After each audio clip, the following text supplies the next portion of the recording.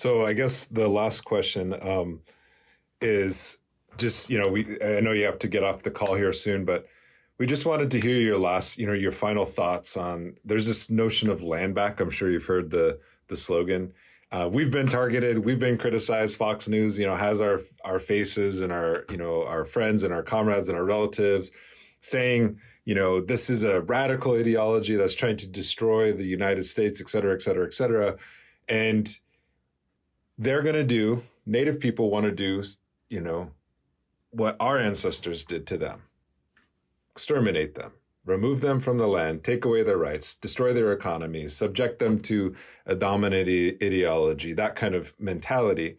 And I think it's a cynicism, it's a projection. It's an acknowledgement on one hand that genocide was committed, that settler colonialism is a thing, that it was practiced against indigenous people, but even the articulation of freedom, that, not only do we need land back for livelihood, because if we look at landowners and ownership within this system, this capitalist system, there's an owning class and there's a non-owning class. There's a renter class.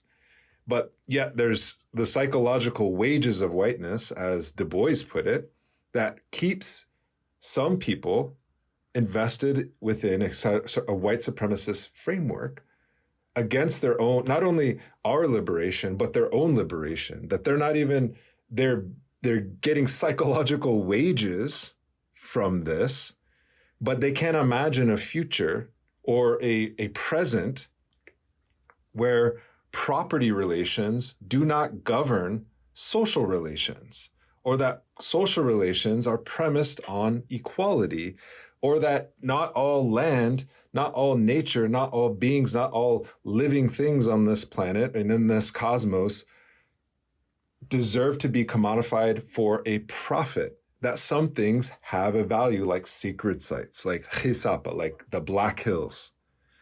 They have an intrinsic value of who we are as people.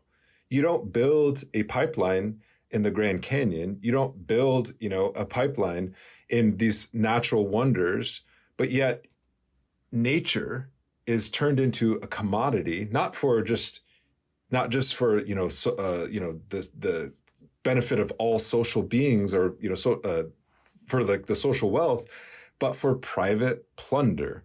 And so when we talk about land back, we think of land back meaning the people who worked the land historically, who have unpaid wages for the land and the labor and the exploitation that they experience, because they also have a relationship to that land. That includes enslaved, Black people and their descendants. That includes the white worker at Walmart who doesn't have any relationship to somebody like Donald Trump, but is told that white supremacy unites them as a people, right?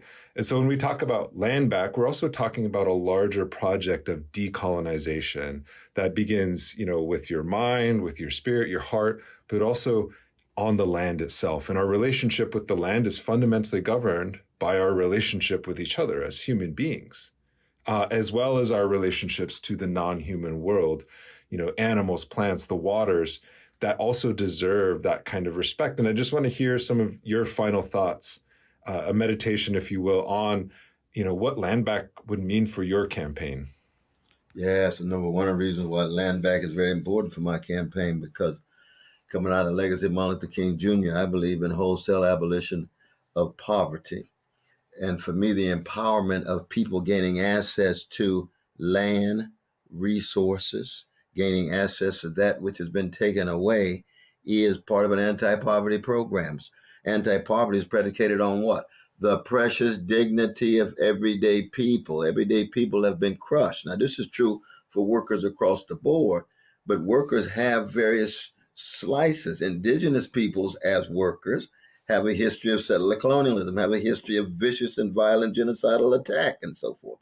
White workers have exploitation, but they don't have Jim Crow or slavery as a backdrop. But we're talking about the democratization, and democratization is about what?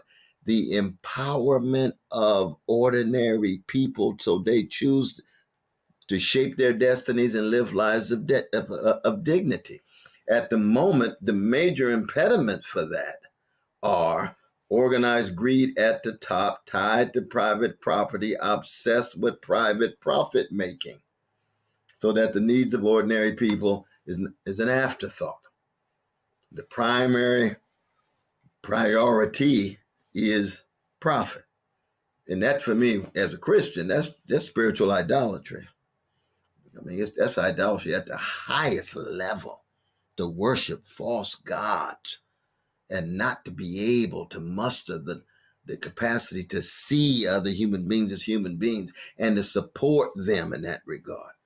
Uh, and so that I think the larger framework, part of our platform, of course, I won't go into all the platforms trying to deal with fossil fuel companies and their greed and nationalize what it means to democratize and nationalize these various industries that are running amok, whose greed is running amok, trying to shut down willow projects and cancer alleys and cop cities. I mean, we can go into all of the details of our platform.